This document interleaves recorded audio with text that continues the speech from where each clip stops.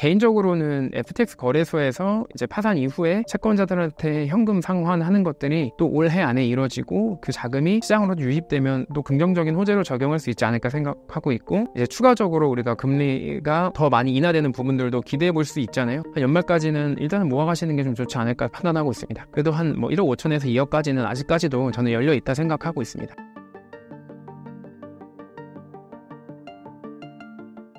네, 안녕하세요. 저는 봉천동의 현임 봉현이 형이라는 필명으로 비트코인과 미국 주식 등에 이제 장기간 적립식 투자를 하고 있는 적립식 투자자고요. 올해 초에 이제 10년 정도 다닌 직장 생활을 그만두고 현재는 암호화폐 대중화 관련해서 콘텐츠를 제작하고 또 많은 분들이 필요로 하는 어떤 서비스들을 제공하기 위해서 준비하고 있는 개인 사업자 정도로 소개할 수 있을 것 같습니다. 비트코인의 현재 분위기는 어떻게 보시나요? 비트코인이 어제 또 몇 가지 지표들이 발표되면서 급락을 했어요. 나스닥도 같이 급락을 했고 아마 제조업 관련된 지수였던 걸로 기억을 하는데요. 이게 사실 최근 기준으로는 어떤 특정 지표가 발표될 때마다 시장이 호재로 해석하면 오르고 악재로 해석하면 떨어지고 약간 이런 식의 조금 일관되지 않은 어떤 움직임을 보였던 것 같아요. 그러면서도 사실상 올해 3월 달에 원화 기준으로 대략 1억 원이라고 한다면 지금 한 8천만 원 전후로 좀 박스권에 형성되어 있어서 좀 지지부진한 상태다 정도로 좀 표현할 수 있을 것 같습니다. 그래서 지금 이 가격 흐름이 아마 많은 분들이 한 5개월 정도 이제 이어지는 횡보장이라고 표현을 할게요. 많이 지치셨을 것 같긴 한데 저는 사실은 이 비트코인이 대세 상승하기 위한 어떤 에너지 응축의 기간 정도다라고 생각을 하고 있고요. 그 가격이 많이 오르지 않는 부분 때문에 힘드실 수는 있는데 오히려 이 기간 동안에 비트코인이라는 자산 또는 전 세계적인 국가 단위 또는 기업 단위 또 개인 단위에서의 수요가 늘어날 수 있는 그런 이제 펀더멘털 부분들을 좀 공부하시면서 시장을 객관적으로 좀 바라본다면 저는 어떻게 보면 오히려 기회로 여길 수도 있을 것 같아요. 9월 FOMC에서 금리 인하를 기정사실화한 것이 비트코인에 미치는 영향은 무엇인가요? 일단 9월에 금리가 내려가는 거 얼마나 내려갈지에 대해서는 당장 그 시점이 돼봐야 알겠지만 일단 하락 기조라는 것 자체는 우리가 모두가 인지를 하고 있고 또 미국을 제외한 주변국들 EU라든지 캐나다라든지 이런 여러 나라에서 이미 시작이 되고 있기 때문에 사실상 이거는 이미 시장에 반영이 됐다라고 저는 생각을 하고 있거든요. 그러니까 비트코인이 주식처럼 뭔가를 생산해내는 자산이 아니다 보니까 그런 여러 가지 지표에 영향을 많이 받을 수밖에 없는데 일단 9월 기준금리 자체만 가지고 봤을 때는 저는 이미 시장에 반영이 됐지 않을까라고 좀 생각을 하고요. 그 금리가 물론 중요하긴 합니다. 어쨌든 통화 정책이 완화됨에 따라서 위험 자산으로 이제 여러 가지 자본들이 몰려갈 가능성이 있기 때문에 중요하긴 한데 저는 사실 예전에도 비트코인이 금리가 올라갈 때 사실상 금리가 오르면 비트코인 가격이 오르면 안 됐었거든요.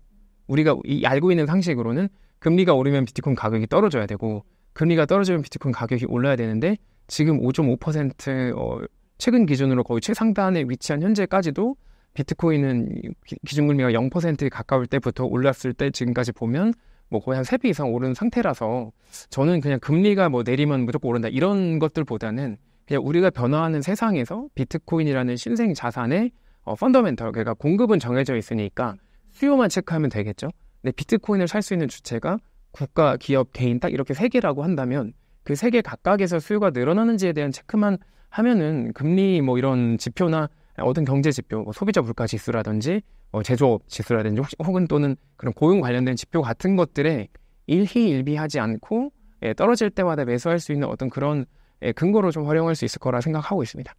각국에서 ETF가 승인되면서 순유입이 많을 거라는 기대가 있는데 최근 상황은 어떤가요? 개인적으로 ETF가 상장이 돼서 이제 전통자산인 주식시장에 상장이 되면서 비트코인이라는 자산에 들어올 수 있는 자금 통로가 생겼다는 건 굉장히 긍정적으로 보고 있고요.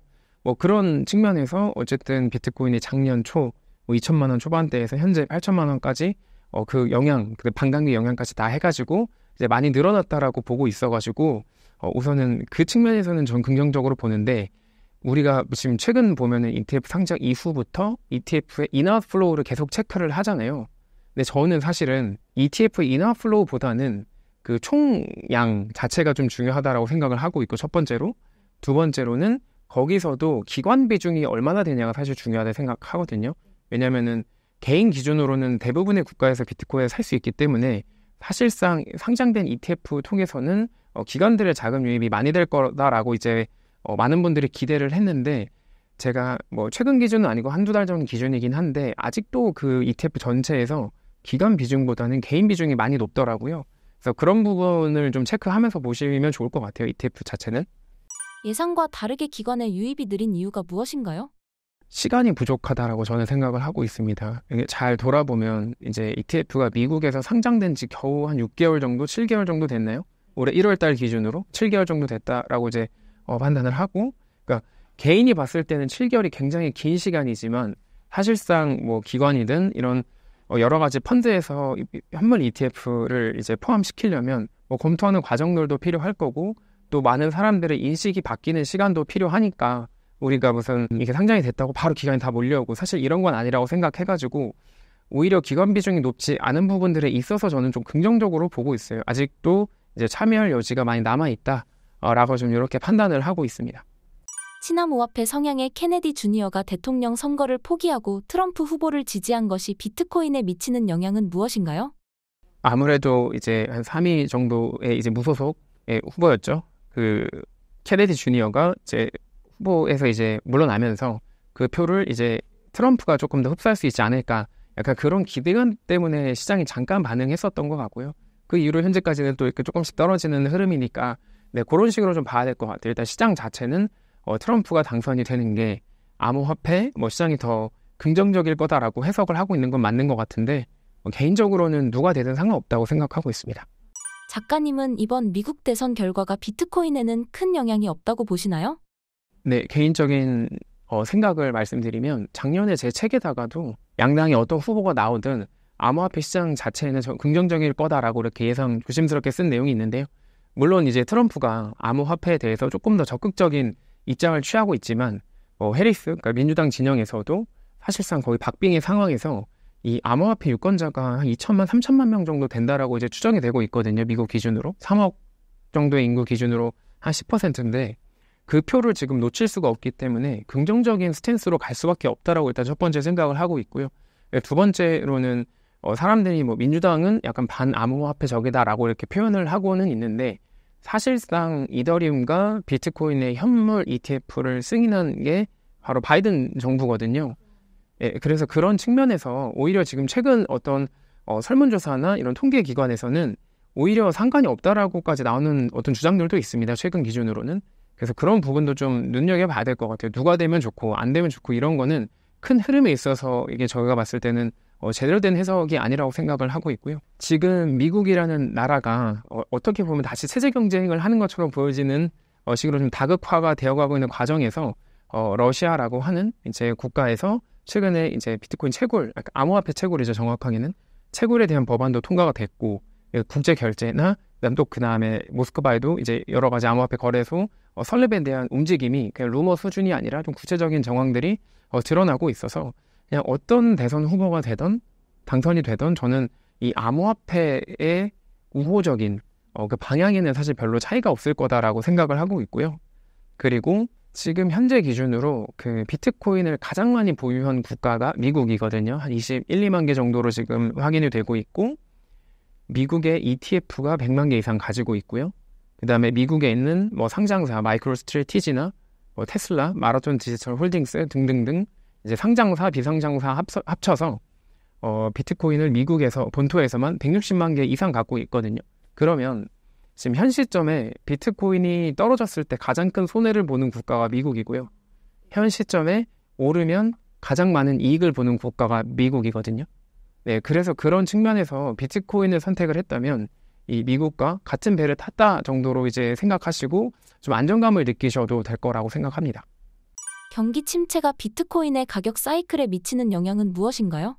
우선 사실 그 경기 침체가 온다라고 하면 사람들이 위험자산에서 돈을 빼게 되니까 비트코인이 제 기준에는 안전자산이라고 생각하지만 모든 사람이 한마음 한뜻으로 투자하고 있는 건 아니다 보니까 위험자산으로 분류될 수 있는 주식이라든지 아니면 기술주라든지 비트코인 포함한 암호화폐, 특히 알트코인들 에서 자금이 빠져나가는 건 사실 어쩔 수 없다고 생각을 하는데, 움직임을 좀 살펴보면 최근 기준으로는 어떤 경기 침체 위기가 왔을 때마다 또다시 뭐 통화 정책이든 재정 정책이든 이걸 통해서 다시 자산 시장을 이제 일으켰던 그런 어떤 경험들이 있기 때문에, 이게 일단은 경기 침체를 규정하는 것도 사실 조금 웃기죠. 왜냐면 지금 우리 그냥 생활인으로서 경기가 좋다라고 느낀 적은 별로 없잖아요. 항상 안 좋다라고 느끼고 지금도 안 좋아지고 있다라고 느끼는데, 그거를 이제 어떤 특정 지표나 발표들이 신호탄이 되어주는 뭐 그런 느낌은 있어가지고, 개인적으로는 경제 지표가 안 좋고 그래서 침체 상황이 이제 모두가 인지하게 되고 뭐 그런 식으로 해서 위험 자산에서 가격이 빠질 수는 있겠지만,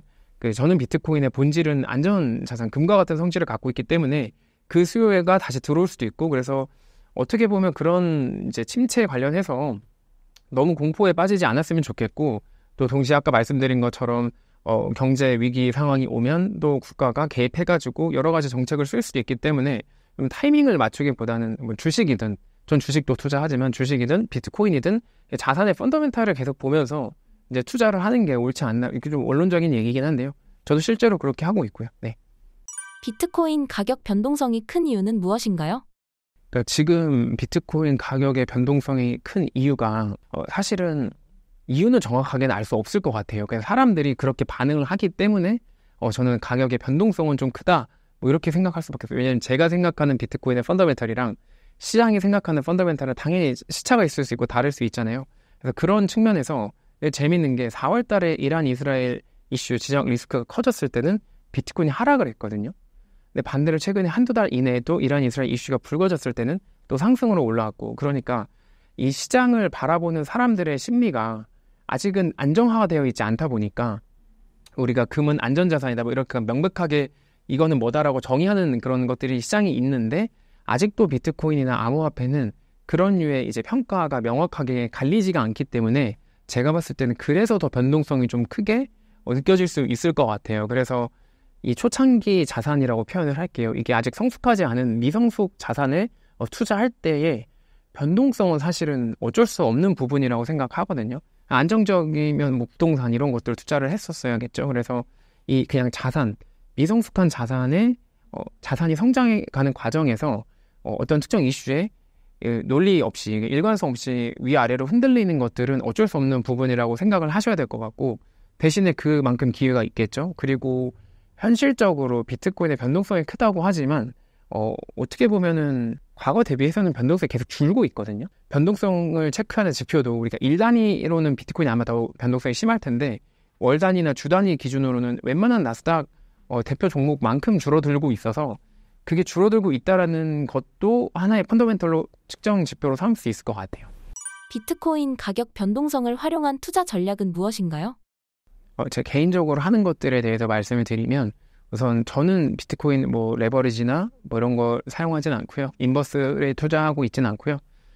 지금 비트코인의 레버리지 상품 성격을 갖춘 이제 종목이 뭐 마이크로 스트래티지가 있고, 이게 채권까지 발행해서 비트코인을 사 모으다 보니까 1단위 변동성이 뭐 거의 1.5배, 뭐 많게는 2배까지 가까이 움직이고, 그다음에 최근 기준으로는 비트코인 채굴주들의 흐름이 좋지 않거든요. 비트코인을 많이 갖고 있기도 하고, 플러스로 비트코인 채굴로 인한 이 수수료 자체 수익이 많이 줄어들다 보니까 좀 부진해가지고 뭐 레버리지의 성격도 가지면서 아래로 떨어질 때 더 많이 떨어지는데, 개인적으로는 떨어질 때는 레버리지로 많이 떨어지는 마이크로 스트래티지나 마라톤 데이터 홀딩스를 사고, 오히려 올라갈 때는 이제 현물 비트코인을 매수하고, 뭐 이런 식으로 좀 전략을 짜가지고 뭐 개인적으로는 투자를 하고 있는데, 생각보다 이게 떨어질 때, 그러니까 많이 떨어질 때마다 조금씩 사니까 생각보다 마이너스가 크지 않고, 또 현물 ETF 같은 경우는 오를 때마다 꾸준히 사고 있다 보니까 그것도 그냥 뭐 이 정도 수준에서 최근 매수한 것들 기준으로는,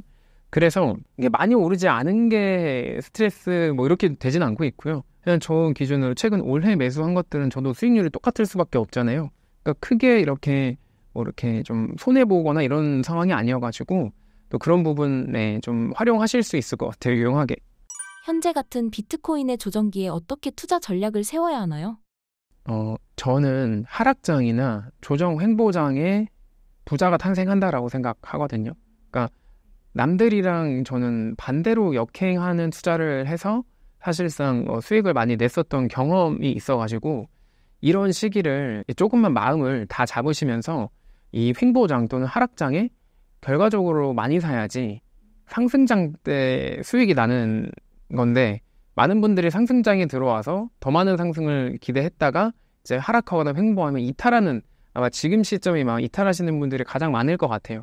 근데 그 고통의 세월을 견디는 거는 사실 좀 어쩔 수 없는 것 같고요. 대신에 아까 말씀드린 여러 가지 그 비트코인 공급은 이미 정해졌으니까 수요 측면에서의 요인들을 보면 펀더멘털이 분명히 좋아지고 있는데 가격이 뭐 떨어진다거나 횡보한다라는 건 저는 사실 꼭 기회다라고 생각하고 있어가지고 좀 긴 호흡에서 뭐 진짜 짧게는 올해 연말까지 보시면 좋을 것 같고, 보면서 모아가면 좋을 것 같고, 또 뭐 길게는 뭐 내년 말까지도 좀 모아가면은 뭐 좋은 일이 있지 않을까 생각합니다. 비트코인이 8천만 원 아래로 떨어졌는데 매수 기회라고 생각해도 될까요? 저는 실제로 오늘도 매수를 하고 왔고요. 네, 현 시점에서도 비트코인을 다른 자산 대비해서는 더 많이 사고 있습니다. 네, 그 제가 판단했을 때는 이런 악재들의 사실상 과거 같으면 더 많이 떨어져야 되는데 떨어지는 속도 많이 낮고 떨어지더라도 회복하는 속도도 굉장히 빠르거든요. 그러니까 이 얘기는 결과적으로 비트코인을 사는 수요가 어딘가 있다라는 뜻이고, 오늘 기준으로도 1BTC 이상 가지고 있는 지갑 수, 10개 이상, 뭐 100개 이상 가지고 있는 지갑 수는 계속해서 늘어나고 있어요. 뭐 대폭 늘어나는 건 아니지만 거의 사상 최고치로 늘어나고 있다라고 이제 말할 수가 있어가지고, 저는 결과적으로 이 횡보장에서 이 양극화가 발생할 거라고 생각하고 있어요. 그러니까 모으는 사람은 계속 모으고 대부분의 사람들은 이제 조금 쉰다거나 또 팔고, 그러면서 이제 나중에 상승장이 갑자기 왔을 때 또 많이 갖고 있는 사람들은 소수가 될 거고, 어쩔 수 없는 것 같아요. 그래서 앞으로 비트코인의 가격은 어떻게 예측하고 계신가요? 우선 아까 말씀드린 대로 저는 우상향의 흐름에서 전혀 벗어나지 않았다라고 판단을 하고 있고요. 미국 대선이 아마 11월 정도에 있을 텐데 그런 이제 결과까지도 좀 긴 호흡으로 보시면 좋을 것 같고요. 개인적으로는 FTX 거래소에서 이제 파산 이후에 채권자들한테 현금 상환하는 것들이 또 올해 안에 이루어지고 그 자금이 시장으로 유입되면 또 긍정적인 호재로 적용할 수 있지 않을까 생각하고 있고, 이제 추가적으로 우리가 금리가 더 많이 인하되는 부분들도 기대해 볼 수 있잖아요. 그래서 그런 것들까지 좀 감안했을 때 다른 어떤 뭐 공급 측면에서 사실 여기서 더 나올 수 있을 만한 물량이 또 그렇게 많아지지도 않거든요. 마운트곡스 물량도 어느 정도 해소가 됐고, 그리고 제네시스 캐피탈 물량은 뭐 한 2, 3만 개 정도 추정되는데 그렇게 많지 않은 것 같고, 하여튼 그런 것들을 같이 보면서 한 연말까지는 일단은 모아가시는 게 좀 좋지 않을까 판단하고 있습니다. 연말 비트코인 가격은 어떻게 될까요? 예측이라기보다는 바램을 말씀드려야 될 것 같아요. 그래도 한 뭐 1억 5천에서 2억까지는 아직까지도 저는 열려 있다 생각하고 있습니다. 뭐 예를 들어서 영국 정부나 우크라이나 정부에서 가지고 있는 뭐 4만 개 이상의 비트코인이 시장에 나오면 그런 것들이 악재로 작용해서 가격이 떨어질 수는 있겠지만, 그런 게 아니고 좀 긍정적인 부분들을 보자면 상반까지는 그렇게 열려 있을 수 있다라고 좀 생각은 하고 있습니다.